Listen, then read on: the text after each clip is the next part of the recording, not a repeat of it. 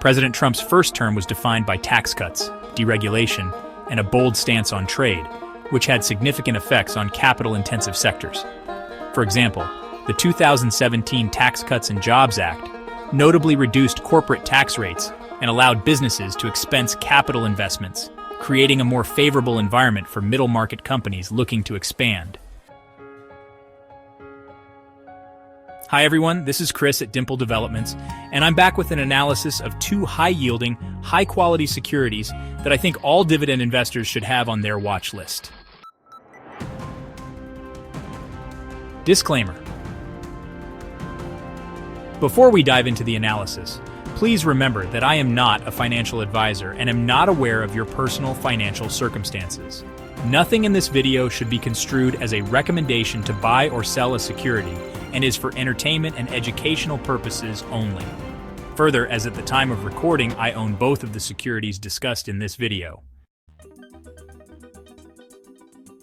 Right, with that said, let's dive in. During his run for a second term, Mr. Trump made commitments to tax reductions, implement tariffs on imports, and support for domestic manufacturing.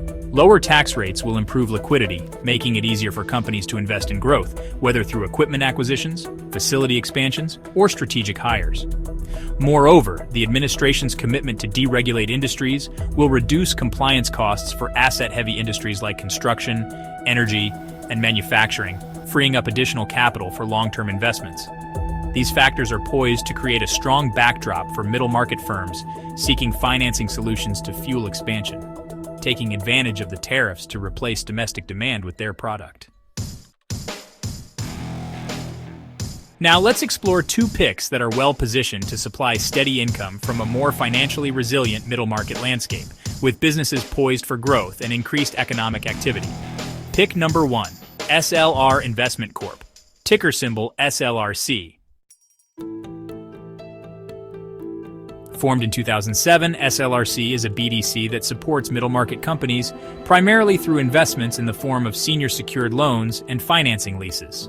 The BDC ended the third quarter of 2024 with a portfolio fair value of $3.2 billion, invested in 850 unique companies across 109 industries, with an average exposure of just 0.12% per company.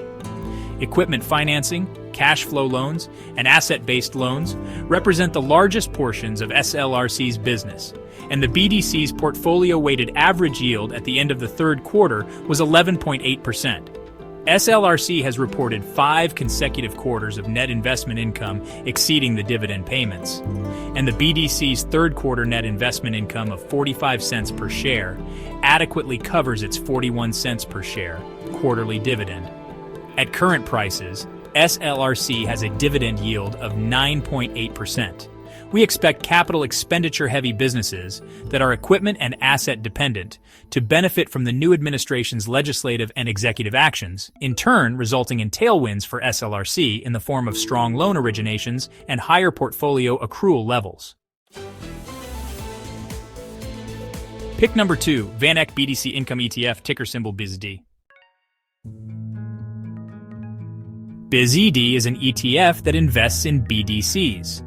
BDCs are non-bank lenders that typically focus on the middle market, businesses that are large enough to benefit from having debt as part of their capital structure but are not publicly traded. Unlike banks, BDCs don't rely on depositors. Instead, they raise permanent capital. Banks always have to be aware that their depositors can withdraw their money, which means that banks have to maintain high levels of liquidity and tend to favor assets that can be sold. As an investor in a BDC, you can't just withdraw your money. If you want out, you have to sell your shares to someone else in the market. You can't phone up the BDC and demand they buy the shares back. This means that BDCs don't have to worry about liquidity. They can make long-term investments and have a lot more flexibility in their lending structures than banks. BDCs originate a loan and then typically hold it to maturity. As a result, the BDC's main interest is in maximizing their return and limiting default risk. This means they are open to a wide variety of loan structures tailored to the needs of the business. As banks pull back from direct lending to corporations, we've seen even very large companies become interested in BDC loans, and we've seen BDCs growing large enough to manage very large loans. BIZD is a passive ETF, which invests in BDCs with a market cap weighting.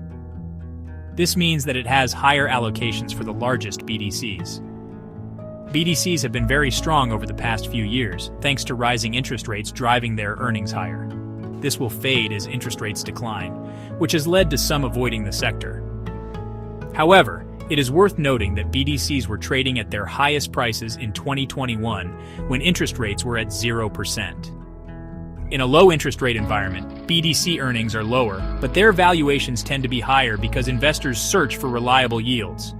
At current prices, the ETF is yielding 10.5%. We strive to have a portfolio that is interest rate agnostic. In other words, we don't want to rely on being able to predict what the Fed will do and when, because even the Fed can't predict what they will do. Conclusion.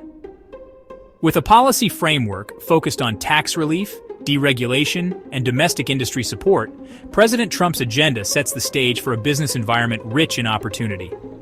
Middle market companies stand to benefit from improved cash flows, increased reinvestment, and a more favorable competitive landscape due to tariff-driven shifts in demand. As these firms expand and seek capital to fuel their growth, BDC investors have a unique opportunity to capitalize on this momentum. At Dimple Developments, we prioritize building a resilient, income-generating portfolio that thrives in all market conditions. That includes embracing opportunities in companies facing temporary headwinds. We unlock long-term value while maintaining a steady stream of income. With a robust portfolio of 45-plus holdings, we remain committed to delivering sustainable dividends and financial stability, no matter the economic backdrop.